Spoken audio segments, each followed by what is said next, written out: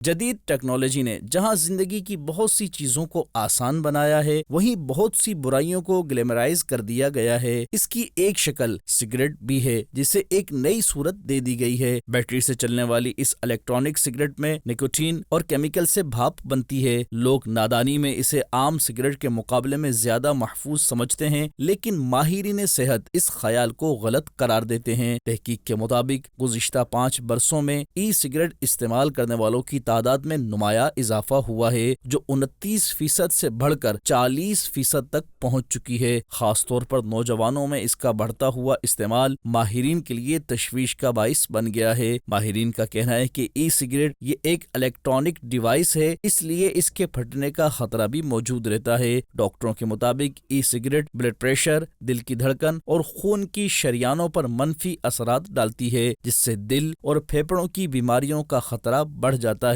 آج ہم بات کریں گے ایک نوجوانوں میں تیزی سے پھیلتے ہوئے خطرناک نشے کے حوالے سے، جس کو ویپ کہتے ہیں یا ای سگریٹ بھی کہتے ہیں۔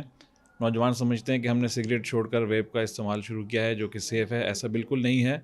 اس میں نکوٹین کی مقدار موجود ہوتی ہے، جو کہ ہمارے پھیپھڑوں کو، ہمارے دماغ کو، ہمارے دل کو متاثر کرتی ہے۔ اس سے اجتناب کریں۔